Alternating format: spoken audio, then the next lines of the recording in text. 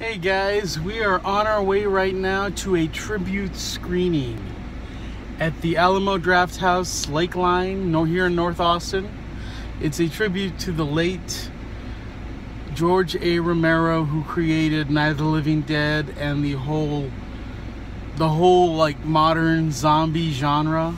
The whole idea of these living dead creatures, not the traditional original cultural idea of a zombie, but one that he totally created that has taken over everything. We wouldn't have The Walking Dead today. We wouldn't have so many horror movies if it wasn't for George A. Romero's concept of the zombie.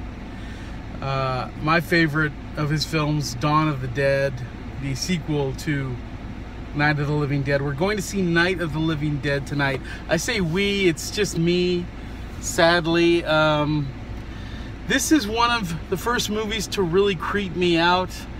Beyond, just being a little kid and all scary movies were scary, but like when I was a young teenager maybe, or younger maybe, but close, I remember seeing this late at night on television, probably on A&E, back when they actually showed like seriously like A&E type stuff. And I was probably in my early teens, and they would show late at night, they would show stuff like Night of the Living Dead, and they would show Dawn of the Dead and Day of the Dead, and that's probably where I saw all of those for the first time. I also saw the Evil Dead series for the first time that way too, just staying up late watching A&E. Pretty interesting, because I think that's like reality shows and stuff now probably. But this film was one of the first that really scared me. Zombies really do creep me out, especially the George A. Romero originals that are slow. And I mean, those fast running zombies, and those movies are cool and everything, but you're getting, they're gonna get you. But the slow ones are creepy. It's like 1 second there's just one and it's like no big deal, and then there's like two, and then there's 10, and then there's 20, and then you're screwed. They're pretty creepy. But the movie itself isn't gonna scare me tonight. It's these creepy walks from the apartment to the car to the theater to the car to the apartment. If not zombies, then those creepy black-eyed kids that just pop out of nowhere, Those things creep me out. But anyway, yeah, we're gonna go watch Night of the Living Dead. We're gonna go to honor George Romero, his memory, and hopefully a lot of people are gonna go for the same reason. I thought about wearing zombie makeup. I don't think that'd be like an offensive thing. I mean, that was George Romero's legacy. But I just want to be comfortable. I just didn't feel like getting all dressed up. I just want to like enjoy this movie and relax. It's 11 gonna be 11:20 at night, and it's been a long day, and I just want to enjoy this amazing movie like I used to. Just kick back at the Draft House, having a good dinner, and just enjoy this amazing movie. So that's where we're going right now.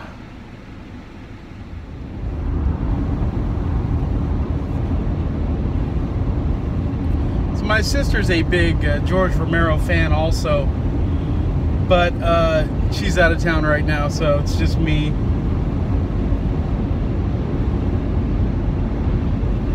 Trying to think of some of the other movies George Romero made. I know Martin, and there was the Crazies. I believe he was involved in Creepshow. I probably won't mention any more because I'll probably just be getting confused with other horror people. But Night of the Living Dead, you had Night of the Living Dead, Dawn of the Dead, Day of the Dead, Land of the Dead. I loved all of them. I loved Land of the Dead too.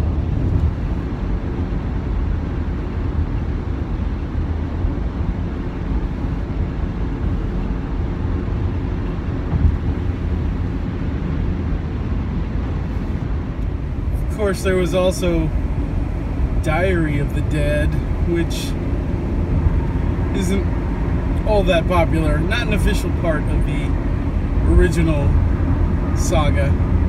Sort of a reboot or a side boot, really. It's watchable. And you need a zombie fix and you want something different that you haven't seen like a million times. And then there was Survival of the Dead, which I actually thought was pretty good. And I think that was actually a sequel to Diary of the Dead.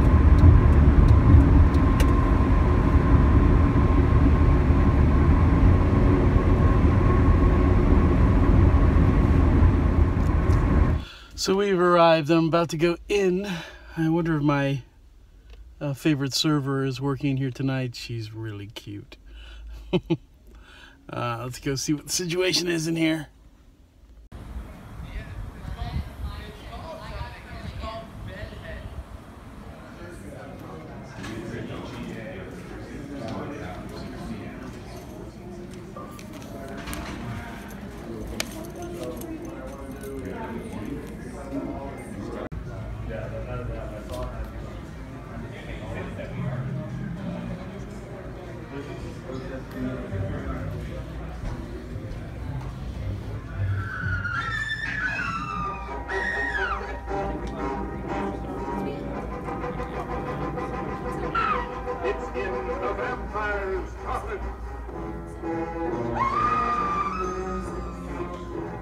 And to complete a double night of horror, a monstrous nightmare of terror, turned loose in a fight to the death. Roma versus the Aztec mummy.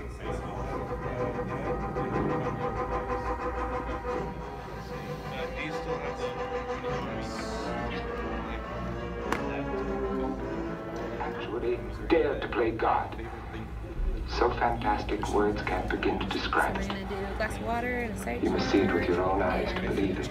Yeah. When the fly comes your way. So I just got out of the movie.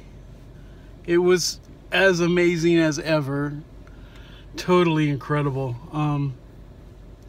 Wow. This is definitely one of my favorite film sagas. The whole George Romero official 4-film Night of the Living Dead saga. Who knows if there would have been I don't know, I feel like I heard that there was talk of a 5th film. That would have been really awesome. Yeah, it wasn't a packed house, which is too bad. I was hoping, and one of the reasons I filmed tonight, because like last Sunday I went to a double feature downtown at the Paramount. I should have filmed that also, because the Paramount downtown Austin, glorious theater. It's like a 100-year-old theater. They had a double feature of An American in Paris, which is one of my favorite movies also. That's how varied my favorite movies are. My number 1 favorite film is Who Framed Roger Rabbit, so it's pretty wide variety that I like. But I saw a double feature of American in Paris, and it was a Roman Holiday, which I had never seen before, really. I had seen little bits of it, but very good movie, and I love the ending of that movie. But anyway, yeah, I didn't film any of that, and I should have. They do a lot of great old movies downtown at the Paramount during the summer. It's just so hot in the summer, especially downtown, which I don't go downtown that much. But yeah, this one, they didn't do a little like, I was hoping, and one of the reasons I was filming was I thought they might do a little like tribute speech or something before the film, because they did that when Alan Rickman passed on. I saw a couple of tribute movies for him that they did at the Drafthouse. But yeah, there wasn't any host at all tonight with this. But amazing movie. You know, I'm sure everybody there is a big fan of the movie. There, like I said, it wasn't a packed house. Mostly couples. Friday night, you know. There was one young lady there, one young woman. I have a tendency to say girl. One girl was there, but I'm trying to, you know, not do that so much. But there was one young woman there at the end of my row, beautiful, totally alone, just decided to come to Night of the Living Dead by herself.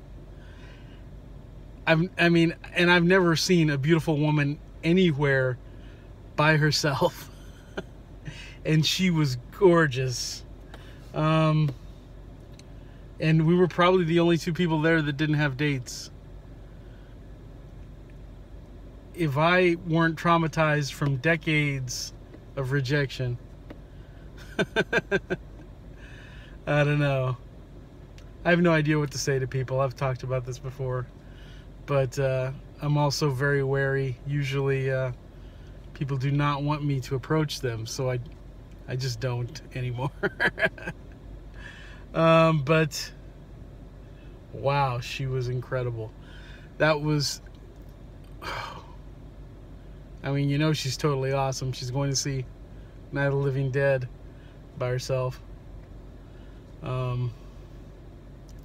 Because I still think that's a really creepy movie.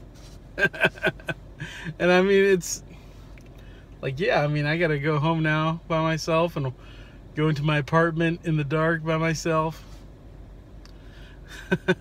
But yeah, she was incredible. It's sad. You see people sometimes and you really would like to get to know them, and you see them once and you never see them again. There's a line, there's a monologue from Citizen Kane that is one of my favorite scenes and monologues ever, you know. And that's what it's about. It's about how you can see you see somebody one time and you never see them again, but you never forget that moment, you know. Yeah. And I mean, I don't know, it's sucks. But I don't talk to people because people suck. They'll be cruel to you. Okay, guys, really, really good movie. If you've never seen it before, you need to check it out. Night of the Living Dead, followed by Dawn of the Dead, Day of the Dead, and Land of the Dead. They're all incredible. And George Romero has some other good movies I recommend too. That's it for now, guys. I'll see you next time. I did see War for the Planet of the Apes. I never got around to a review. I highly recommend it. It is incredible. And the CGI in that, I cannot distinguish that from...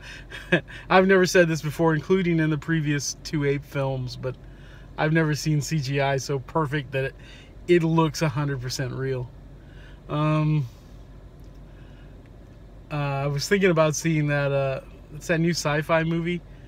The title escapes me, but when I heard that about all the stuff that Star Wars, sort of the original Star Wars, borrowed from this comic, and then the fact that it's from the guy who made Fifth Element, I'm very Valerian, I think Valerian or something.